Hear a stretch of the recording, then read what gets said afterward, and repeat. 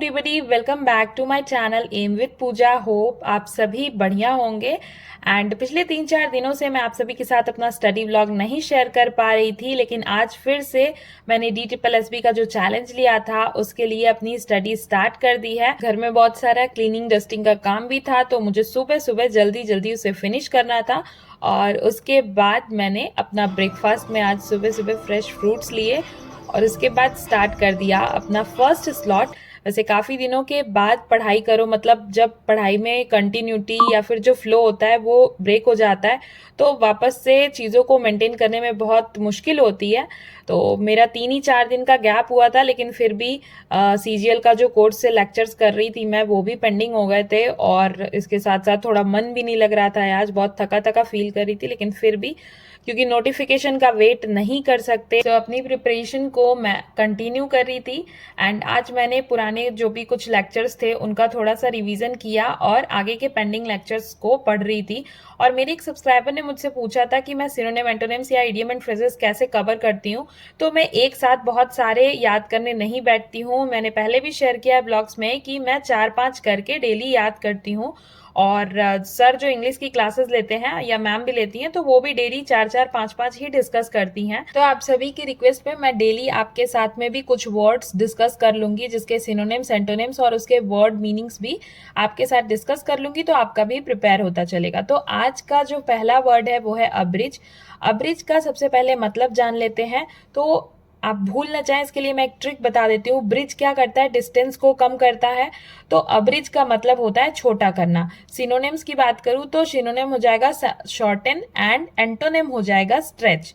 Second word है हमारा atrocity. इसका मतलब कैसे याद रख सकते हैं? एट्रो से याद रखेंगे मेट्रो को, तो मेट्रो सिटी में अक्सर अत्याचार ज्यादा होते हैं, ऐसे याद रख सकते हैं। तो इसका सिनोनिम हो जाएगा ब्रुटैलिटी एंड एंटोनिम हो जाएगा काइंडनेस या फिर प्लीजेंट्री। एट्रोसिटी का मतलब होता है अत्याचार, एंटोनिम हो जाएगा काइंडनेस। थर्ड वर्ड की बात करूं तो असॉल्ट।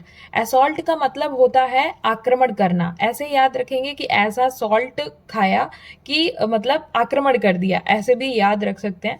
तो असॉल्ट का मतलब हो गया आक्रमण करना। उसके सिनोनिम्स की बात करूं तो अटैक हो गया या इन्वेड हो गया।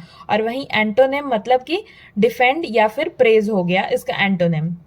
फोर्थ वन जो आज का वर्ड है वो है एम्पल। एम्पल को याद रख सकते हैं टेम्पल से, और इंडिया में टेम्पल की कोई कमी नहीं है, तो ऐसे याद रख सकते हैं कि एम्पल का मतलब होता है प्रचुर मात्रा में। तो एम्पल का जो सिनोनिम हो जाएगा वो हो जाएगा एबंडेंट। एंड एंटोनिम की बात करें तो हो जाएगा इनसफिशिएंट। इसको आप नोट डाउन कर लें, और डेली डेली मैं आपके साथ में 5-5 वर्ड्स डिस्कस करूंगी, तो आपको ये कहीं ना कहीं बहुत हेल्पफुल होगा। नेक्स्ट बात करूं लास्ट वर्ड, यानी कि हमारा फिफ्थ वर्ड आज का, तो वो है अवेरिस। अवेरिस का मतलब होता है लालच। ऐसे याद रख सकते हैं, वेरिस को वारिस से याद रख सकते हैं कि आजकल के जो वारिस होते हैं, मतलब इस तरीके से याद रख सकते हैं।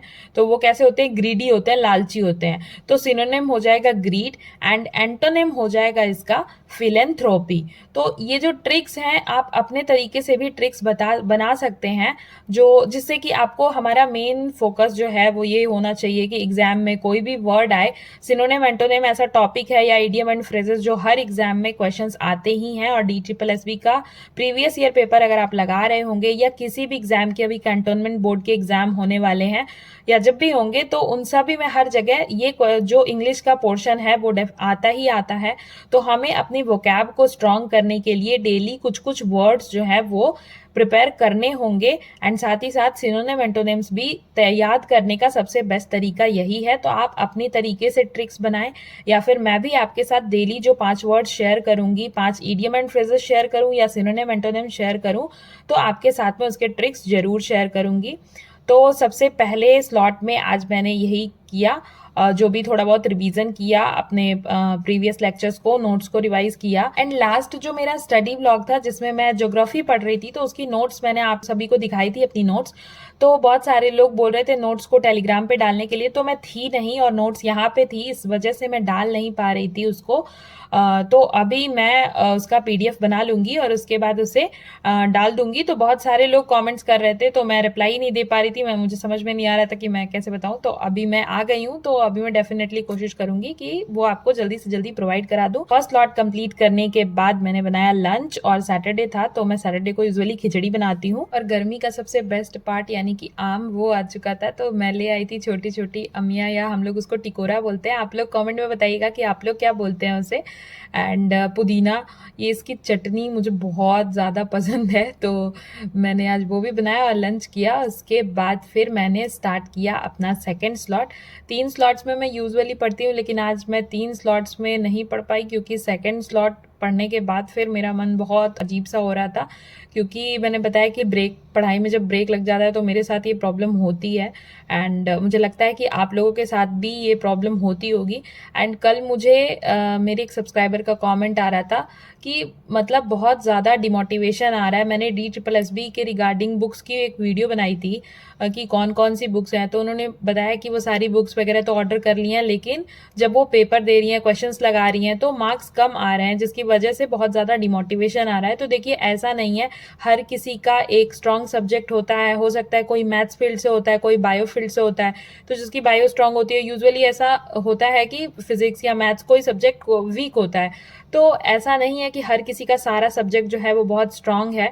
बस ये करना है हमें कि कंटिन्यूटी के साथ प्रैक्टिस करते रहना है। प्रैक्टिस करने से ही सारी चीजें इजी होती हैं और मार्क्स भी हमारा धीरे धीरे बढ़ेगा। KVS की प्रिपरेशन के टाइम में जब मैं प्रैक्टिस सेट लगाती थी टेक्स्ट बुक से, तो पहले मेरे मार्क्स स्टार्टिंग में 110 120 बनते थे, तो फिर धीरे धीरे देते देते कहीं ना कहीं जब मैंने 10-15 मॉक टेस्ट दिए, फिर उसके बाद मार्क्स इंक्रीज होकर के वही 155 ऐसे स्कोर होने लगे थे। तो धीरे धीरे प्रैक्टिस के साथ सारी चीज़ें हो जाती हैं। एंड जब डिमोटिवेशन आए, जैसे आज मेरा मन नहीं लग रहा था, तो मैंने एक बुक उठाई, द पाथ ऑफ परफेक्शन। आप कोई नॉवेल या जो भी आपको पसंद हो वो आप पढ़ सकते हैं, जिससे आपको लगता है कि कोई ऐसी बुक जो आपको मोटिवेट करे।